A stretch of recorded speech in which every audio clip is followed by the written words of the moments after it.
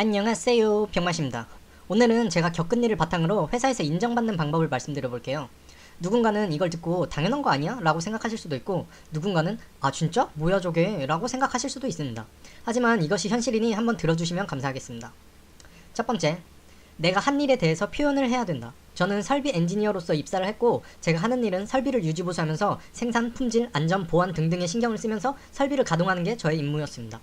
그래서 저는 제가 알아서 교체할 거 교체하고, 다른 부서에서 요청해주는 거 해주고, 트러블이 있는 설비들 조치를 했습니다. 제 스타일이 그냥 묵묵히 제 할 일을 하는 스타일이고, 설비를 배우는데 그래도 빨리 배운 편이라서 선배들이 좋아했어요. 근데 어느 순간부터 제가 한 일을 자료로 작성해서 메일로 어필을 많이 하라는 거예요. 나중에 진급할 때 그런 것들도 다 영향을 준다고요. 저는 어차피 제가 조치를 해서 설비에서 에러가 발생하지 않으면 좋은 거고, 제가 한 일을 자료로 작성할 시간에 그냥 다른 설비 에러 하나라도 더 봐서 라인을 안정화시키는 게 더 좋다고 생각했었거든요. 근데 라인에 들어오지 않는 윗사람들은 제가 아무리 라인에서 에러 100개를 조치하든 1000개를 조치하든 몰라요.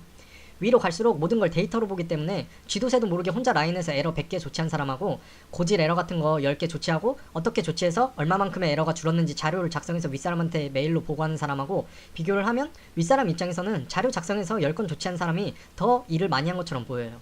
즉 본질은 라인 안정화, 본질보다는 어필을 잘해야 윗사람이 더 좋아합니다. 윗사람이 좋아해야 좋은 고가를 잘 받겠죠? 물론 분위기 봐가면서 해야 됩니다. 라인에 에러가 10건이 나 있어서 설비 10대가 멈춰있는데 본인 혼자 잘 보이겠다고 앉아서 자료 작성하고 있으면 욕먹겠죠? 이번에는 반대로 생각해서 본인이 상사라고 생각해볼게요.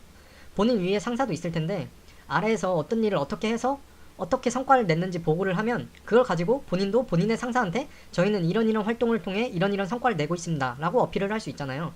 그래서 위로 올라갈수록 자신의 상사가 한마디 하면 바로바로 행동에 옮기고 자료 작성해서 바로 보고하는 사람들이 많습니다. 다른 할 일도 많은데 말이죠. 두 번째로, 내가 필요한 일보다 윗사람이 필요한 일을 해야 합니다. 어떤 조직이든지 한 해 목표가 있을 거예요. 만약 하루에 10대의 자동차를 만들 수 있는 공장이 있다고 예를 들어볼게요. 그 해 목표가 하루에 9대의 자동차를 꾸준히 만드는 거라고 쳐요. 근데 공장에서는 정말 많은 일들이 있어서 설비가 장기 다운이 될 수도 있고, 이런저런 개조한다고 생산해야 될 설비를 개조하는 동안 못 돌리는 경우도 있고, 설비에서 품질 불량이 발생해서 장기적으로 설비를 봐야 될 경우도 있어요. 하지만 본인의 생각보다 윗사람의 목표에 맞게 윗사람에게 필요한 일을 해야 돼요. 어떤 설비에 에러가 발생하는데 하루에 한 번꼴로 에러가 난다고 쳐요. 그래도 설비가 돌아가는데 문제는 없어요.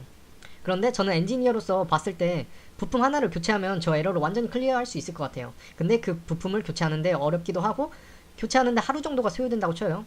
위에서 그 부품을 교체하는 걸 좋아할까요? 지금 당장 떨어진 미션이 생산량이고 하루하루 생산량 보고를 하는데, 만약 그 부품 교체하다가 다른 설비도 문제 생기면 며칠 동안 생산량을 못 맞출 수도 있고, 못 맞추면 본인이 본인 상사한테 욕먹을 텐데 좋아할 리가 없죠. 그렇게 라인에 필요한 일보다 윗사람 목표에만 맞춰서 일을 하다 보면 어느새 다른 곳에 문제가 많이 생기겠죠. 그리고 한 해가 지나가서 목표를 맞췄어요. 이제 다른 목표가 생기면 또 그 목표에 맞게 본인 윗사람에게 필요한 일을 위주로 해요. 그러다 보면 본질적인 일은 쌓여만 가고 윗사람이 좋아하는 일만 서로 신경 써요. 예를 들면 이런 거예요. 어떤 가족이 있는데 아버지만 있고 쌍둥이라고 쳐요. 쌍둥이 모두 학업에 알바에 바쁘고, 아버지는 쌍둥이 키우느라 바빠서 매일 집에 늦게 들어오셔요. 그런데 강아지가 한 마리가 있어요. 아버지는 늘 강아지 상태와 밥통 물통을 보고 집안일을 했는지 안 했는지 판단해요. 그래서 퇴근하고 강아지가 뽀송뽀송하게 본인을 반기고 밥통 물통이 깨끗하면 쌍둥이를 칭찬해요. 너희들도 바쁜데 집안일까지 하느라 정말 고생이 많다. 그런데 어느 날은 쌍둥이가 집안일이 너무 많이 쌓여서 설거지하고 방 청소하느라 강아지를 신경을 못 썼어요. 퇴근하신 아버지가 강아지를 보더니 털도 더럽고 밥그릇이랑 물병도 더러워서 아이들을 혼내요.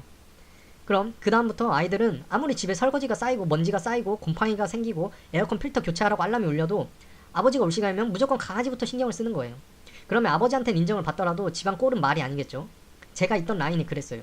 라인 안에 일은 엄청 많은데 항상 윗사람 목표대로 움직여야 되고, 윗사람 목표 달성에 성과가 좋은 사람은 진급해서 다른 곳으로 가고, 그러다 보면 라인 안에 본질적인 일은 쌓여만 가고, 그러다가 가끔씩 높은 사람이 라인 한 바퀴 돌면 뭐 정리가 안 됐다는 등 관리가 안 됐다는 등 지적만 엄청 하고 가고 그랬어요. 아빠에 맞춰서 강아지만 열심히 돌봤더니 어느 날 엄마가 와서 집안 꼴이 이게 뭐냐고 화내는 꼴이죠.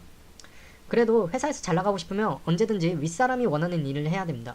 내가 아무리 혼자 설거지, 화장실 청소, 음식물 쓰레기 처리 다 해도 결국 칭찬받는 건 강아지 씻기고 강아지 밥통 청소한 사람이 아버지께 칭찬을 받는 겁니다. 근데 이것도 본인이 상사라고 생각해보세요. 위에서 강아지 씻기고 밥 주고 물 주라는데 강아지한테 신경 쓰는 사람을 좋아하겠습니까? 다른 일을 하는 사람을 좋아하겠습니까? 결론은 나를 위한, 내 동료를 위한 일도 좋지만 윗사람을 위한 일을 하는 게 회사에서 잘 나가는 방법입니다.